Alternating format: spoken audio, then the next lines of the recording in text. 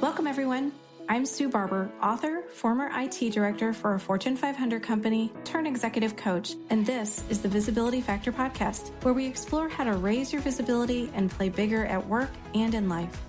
We'll explore key topics and welcome guests that help you shift your thinking about yourself so you can see new possibilities for your leadership. I'm on a mission to create a visibility movement for leaders to show their value and be seen for their true talent. Are you ready to take the next step towards a higher level of visibility for yourself? Let's go. Hello, everyone. Welcome back to the Visibility Factor podcast. This is Sue Barber, your host. I had an interesting conversation today with a client, and I wanted to share some of the insights from that conversation with you because it may be happening for you as well.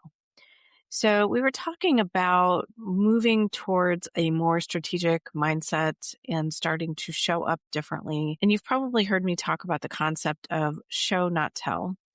And so two things emerged as we were talking. One is where he may be telling more than showing. So he may be telling a lot of things, sharing a lot of information, helping people understand how much he knows, versus trying to turn that into something meaningful and valuable. So, for example, you might go through a list of things that are happening on a project or in a scenario that you're trying to describe to someone. But if you're trying to show something different to a senior level leader, for example, you need to leave out all of those details because that's too much information for them anyway. But it might be an opportunity to take just the high level information and then turn it into something that they can use, something that they can leverage for decision making or understanding a problem in a bigger way or understanding the impacts because of what's happening in the situation that you're describing. So you always have to think about who is the person that is receiving the information. And how do I need to share it with them? So first of all, they understand it at the highest level. Second of all, that it's simple and succinct wherever you can be that way. And then also, what do I need them to do? So do I need them to make a decision? Do I need them to understand it to support me in the organization in some way? You need to understand what your outcome is. There are a lot of people who just like to share information, but if it's not meaningful or actionable, or it doesn't help you do what you need it to do, then it's just not helpful for you ultimately. What we're trying to do here is help people see you in a different way. So one of the things that I've talked a lot about on the podcast, it's in both of my books, is the research that Harvey J. Coleman put together in his book, Empowering Yourself. And it is 10% of your time for career success is spent on performance. 30% is on image and 60% is on your exposure to people. And so if you are spending too much time on performance, that means people can't see what you're doing. They don't see the image that you're projecting to them. And they also don't see you in front of them on a regular basis. So much like me, I spent a ton of time doing the hard work, putting in all the hours, thinking that's going to be enough. That's the 10%. So I wasn't spending time on my image or on getting exposure. So I want you to understand that you do have to be intentional and thoughtful about where your time is spent so that people can see what you're doing and the value that you're bringing. The other piece of this is with only performance focus, you are very much looking at your day as a to-do list. What deliverables do I need to get done? What meetings do I need to attend? How do I go through my emails and get them all taken care of? Well, I don't think that's even possible, but you know what I mean. So how can you do something different? How can you show something different? If you want people to start to look to you as a future leader or someone who's ready for the next level, you have to show them that you're ready for the next level. You have to show them that you're ready for that. And if you're not doing things to demonstrate that, well, then they don't see it. So it's so much more than hard work. If you are so focused on the work that you don't take time to build relationships with someone, that you don't take the time to talk about what you're doing, that you don't ask for feedback about yourself or your team or the project that you're working on, that's a missed opportunity. You can be doing so much more to build a relationship, which is so important because you never know when you might need that relationship. And if you're not spending the time building it and only spending the time trying to check off deliverables, makes it really hard for them to get to know you and understand you and what you do. I want to give you a permission slip, just like I gave to my client today, to say the work is important. Of course, we would never say the work isn't important. But if you're not finding ways to get your work and what you do and what your team does in front of other people, then it's a big missed opportunity for you.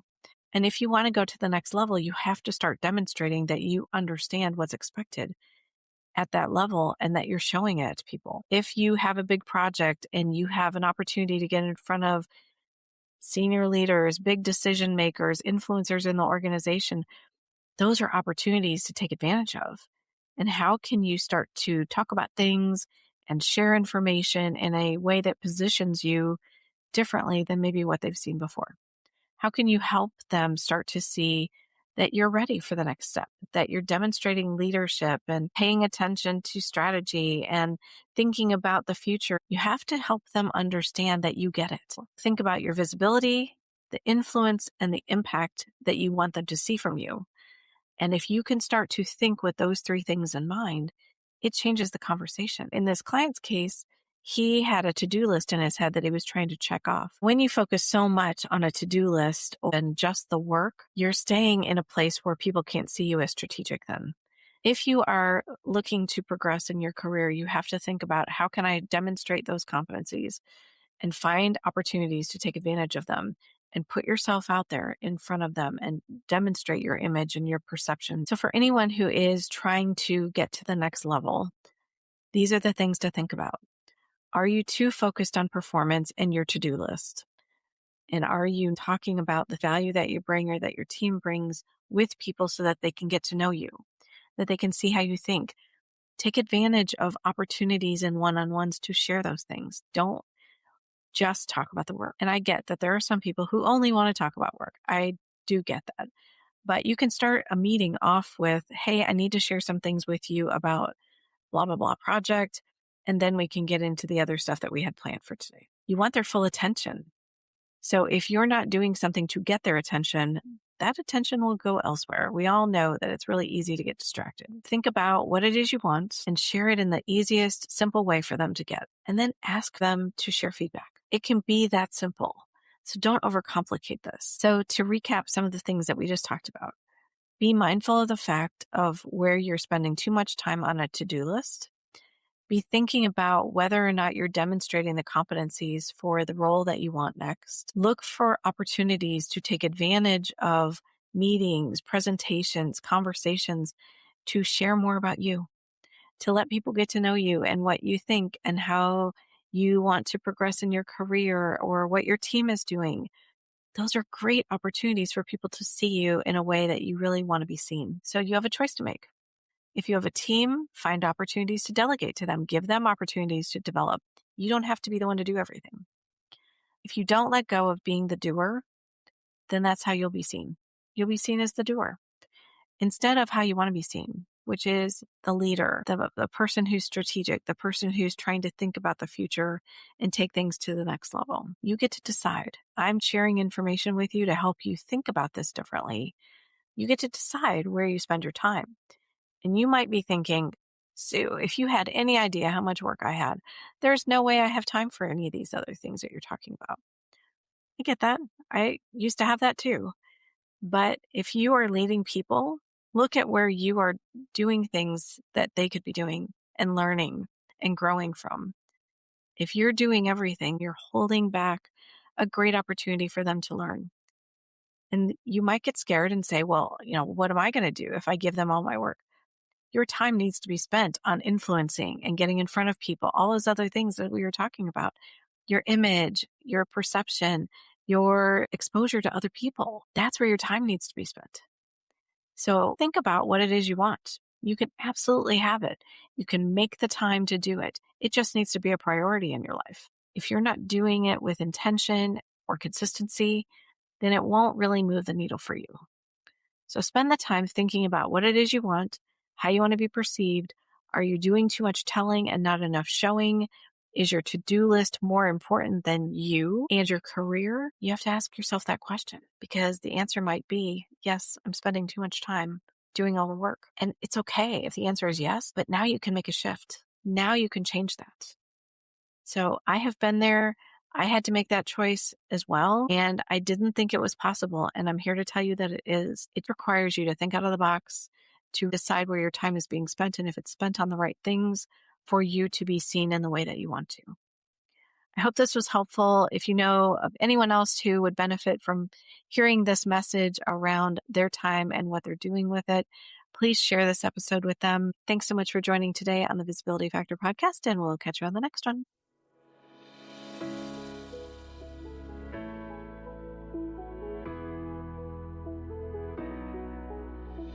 Thanks so much for listening to the Visibility Factor podcast.